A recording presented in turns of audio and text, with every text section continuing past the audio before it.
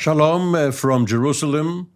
This is an update, Israel at war, on day 663 of the war, which started on October the 7th, 2023, with the horrific attack and massacre by Hamas on Israel's southern communities and outposts in the Negev. And as we are heading towards the 2-year mark, the war still goes on various fronts, but especially in Gaza. And we have with us today Reserve Major General Gershon Cohen, formerly the commanding general of both an Army Corps and the National Defense University, and earlier commanding at every level and echelon of armored and combined arms, division, brigade, battalion, and so on. General Cohen, welcome. Good to be with you. Thank you. And Reserve Brigadier General Doron Gavish, the commanding general of the Air and Missile Defense Task Force, earlier the commanding general of Israel's IAF, Israeli Air Forces Air and Missile Defense Units altogether. General Gavish, welcome too. Thank you very much. Now, General Cohen, all eyes are on Gaza. There is mounting international pressure either to halt the war altogether or to enable the population to get more food and other forms of assistance. And we hear that Presidential Envoy Steve Witkoff is about to visit Israel, but this time around, perhaps not as usual, to have a conversation with the Prime Minister regarding the negotiations, but to look into the situation in Gaza. Does that portend added pressure on Israel by Washington to shorten the war? Of course, it is a pressure. It is a pressure that we are witnessing to it in the public broadcasting. And of course, I'm not really in definite knowledge about that, but I can guess that the pressure is also directly between President Trump and Netanyahu. So, General Gavish, what are the basic options facing the Israeli government and the Israeli General Staff as they look at the situation in Gaza?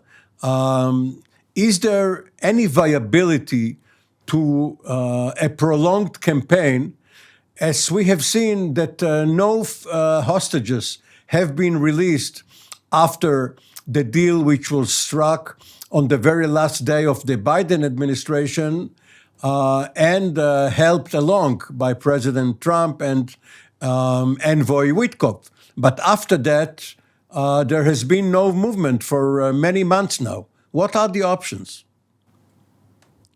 Well, I mean, this is a very, I would say, tricky question because there are really a lot of different options that what could happen in the Gaza Strip. And it is not only a military issue, of course. It is a governmental issue, diplomatical issue, and I will get to it in a few minutes. But the other thing that we have to take into consideration when we are talking about the Gaza Strip is to remember that it is not only about the Gaza Strip. The discussion with the United States, it's much broader than the Gaza Strip.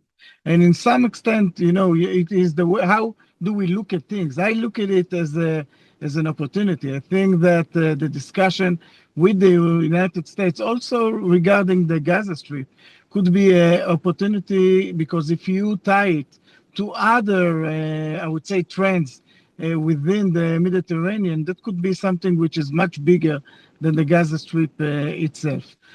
Having said that, and going back to the Gaza Strip from the military point of view and from Israel point of view, there are a few options, I would say, from left to right. The first one is to decide that that's it. We are done. There is nothing to gain from the point that we are. We did enough with what we've done until this point, and if necessary, and probably there would be the ones that will give us the opportunity, will go back into the Gaza Strip. This is from the left. From the extreme right, the other option is to basically to take over all the Gaza Strip, to fight the Hamas, to do whatever we can do in order to still make sure that the hostages will stay alive. We would do from our side. We probably could imagine that also it is an interest of the Hamas to have, unfortunately, those people within the Gaza during the fight. And while we are doing what I've just mentioned, this is probably would bring them in certain point to a place that they would be willing to negotiate. And there is the option in between, which is going step by step by step, which is what is happening today. So I would say the broad answer would be that we have three main options, but there are all kind of sub-options to all of those. Now, usually when you have forces inside the enemy's territory and you redeploy out of this territory, these withdrawals are being portrayed as concessions or setbacks.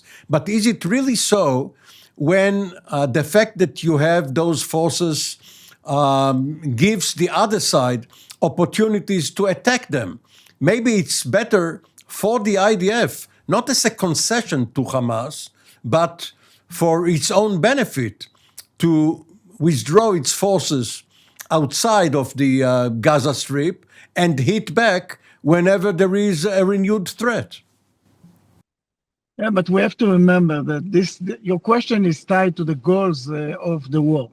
The military is not there or is not fighting. I hope it doesn't sound bad, but we are not fighting in order to protect our own soldiers. We are fighting to defeat our enemies while doing the best way that we can, that we would have the last number of casualties. But militaries are there in order to fight the enemy.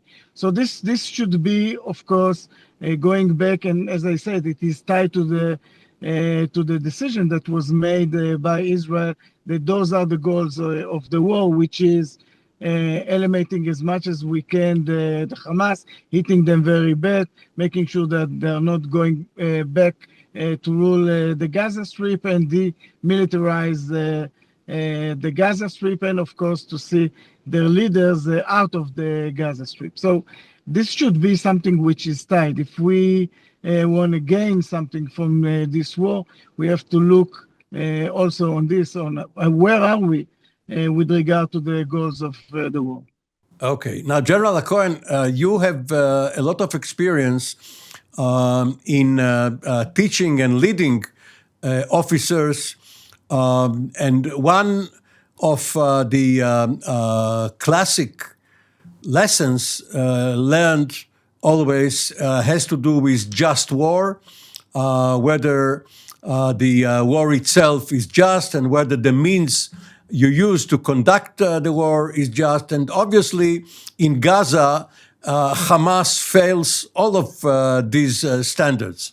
It has started an unjust war. It is conducting it in a moral way. Its own population suffers. But this is the situation in which Israel finds itself.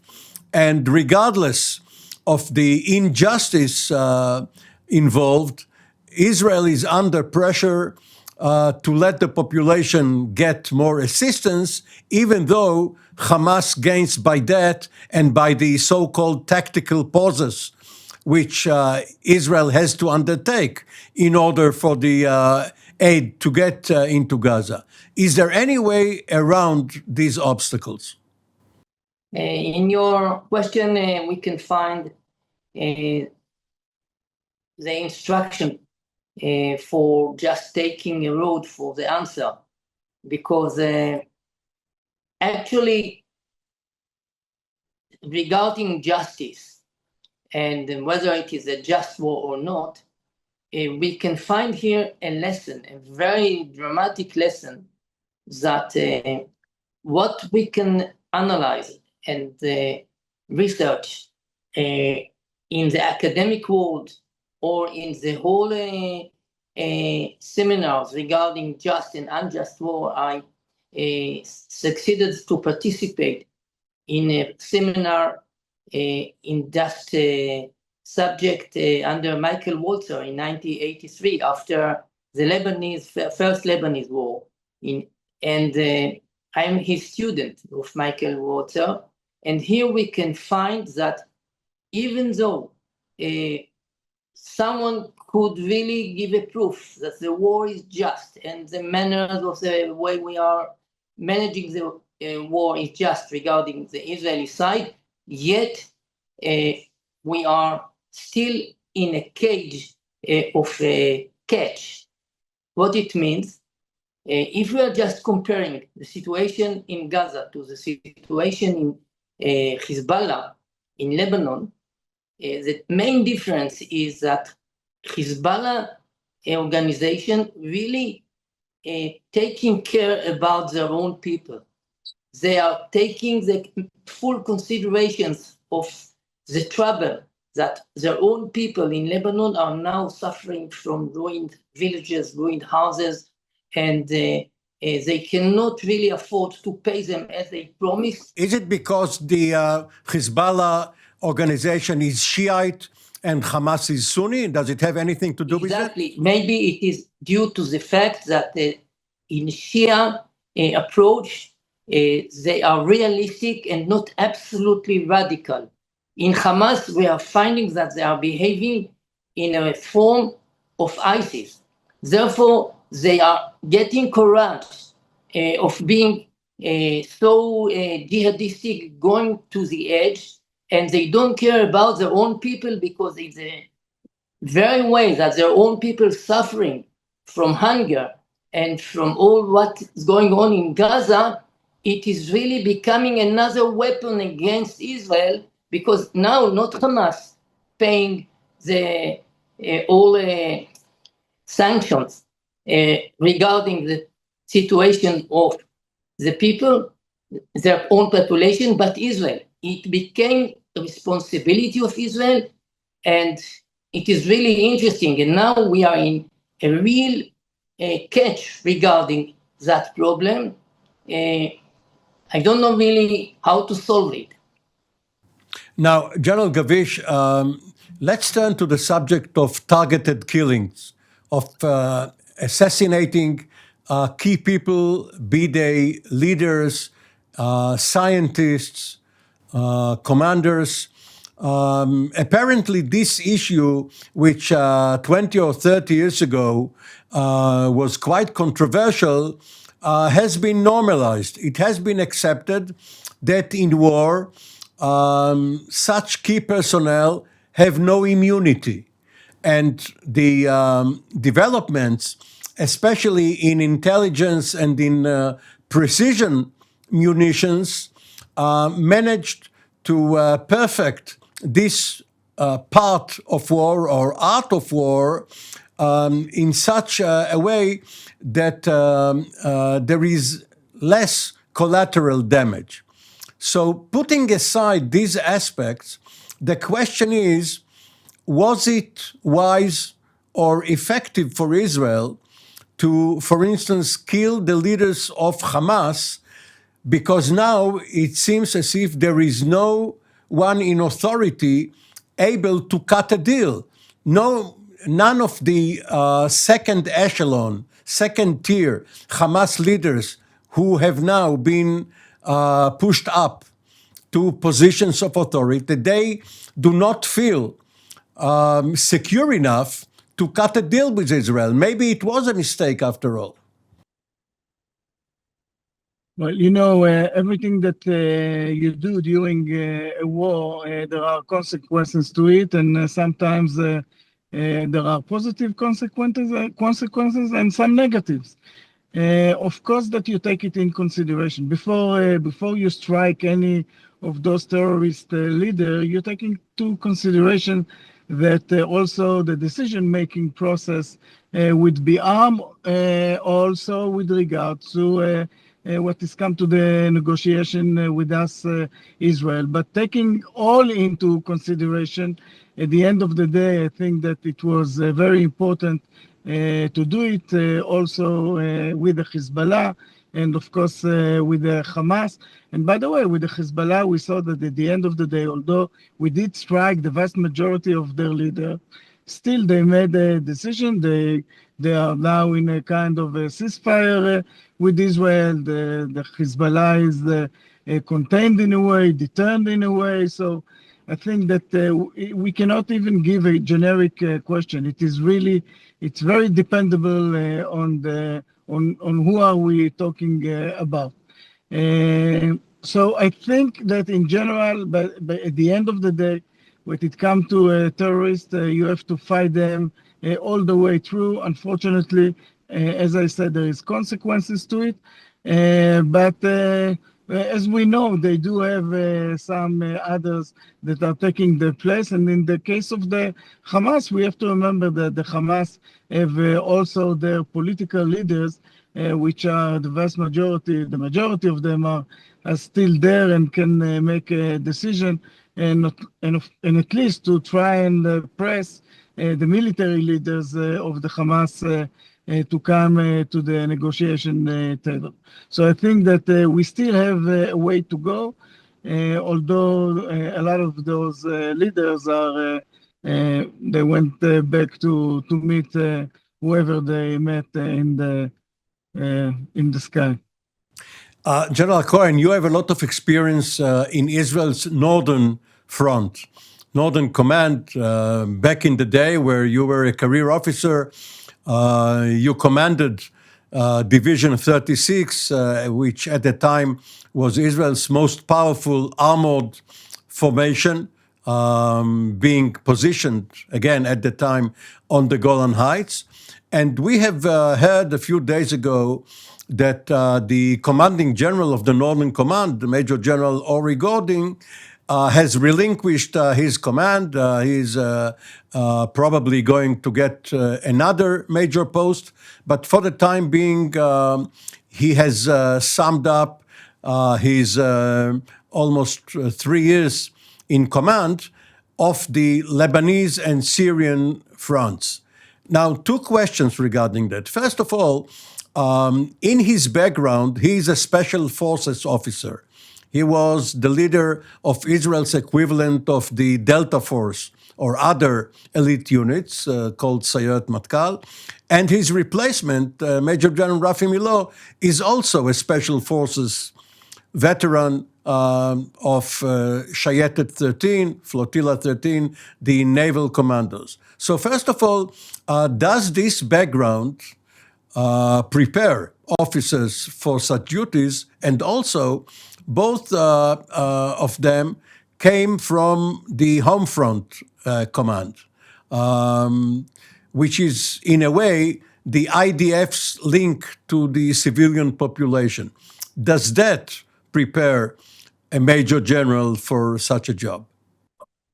Again, in your question, there is an answer. As you said, the main preparation is not only just that job with taking responsibility for the home front command. The main issue with the home front command is that it is a complicated mission. It is a mission absolutely different from an enterprise of elite unit that beginning with very definite planning, and there is a very definite end to it. And what we'll consider as success is well defined. Regarding the Home Front Command, it is a complicated organization, a very complicated responsibility, and therefore the main transformation of an excellent tactical officer to generalship is to realize the meaning of a complicated reality. It is not just the same excellencies that he's absolutely aware about it in his past career. It is to be aware about something that really required different skills, and both of them learn that. For example, Gordon learned that in the time of being a home front commander in time of Corona, and he took responsibility for a lot of missions in that 2 years, and of course he learned a lot. And what he really had to face with it at the beginning of that war, the 7th and 8th of October 2023, is that he found himself in a secondary arena, not the first one, not the main effort. The main effort was in the south, and yet he was really committed to do the best with his capabilities, not just to obey the difficulties of attrition warfare.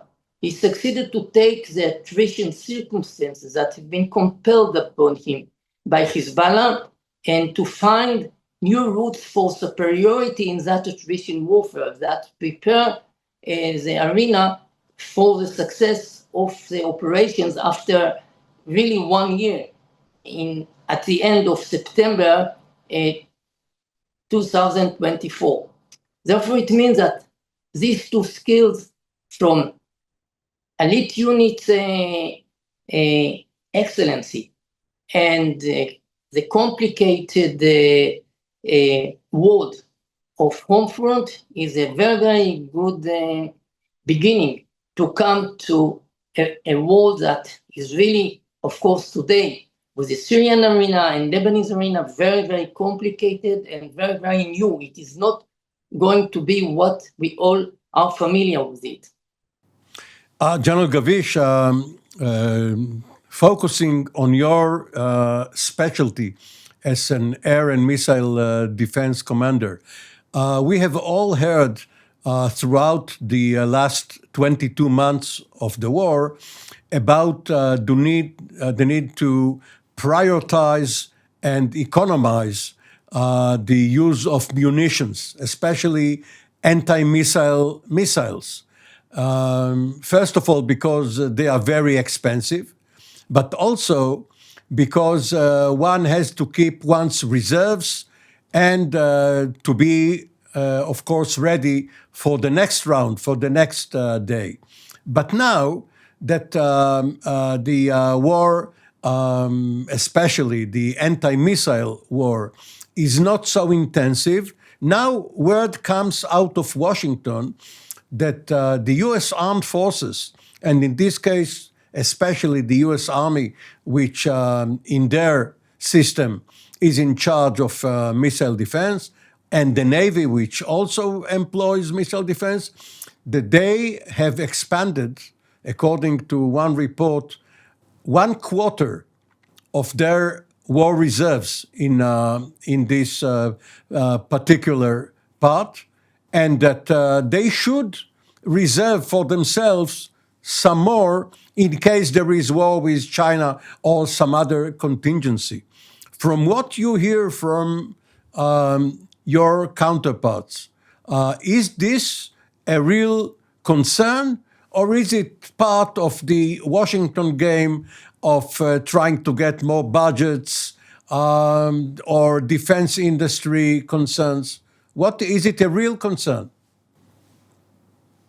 Well, I think the answer is that all the other, I would say all the answers are right. I mean, it could really be part of a lot of different reasons that we hear about it more and more lately. It could be political reasons, it could be pure military ones, and so on.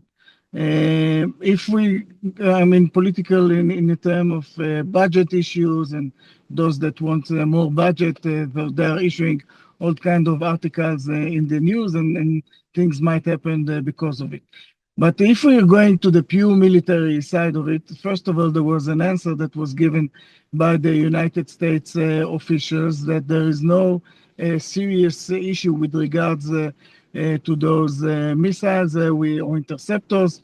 And this is from the one hand. From the other hand, from a military point of view, we always look on the number of interceptors. We do it with all our arsenal of interceptors, and there are few ways to deal with it. Some of it, it's the doctrine itself, is how do you deal with the missiles. Sometimes, and this is common knowledge, we know that we allow missiles to fall in areas that what we call the unthreatened areas or open areas.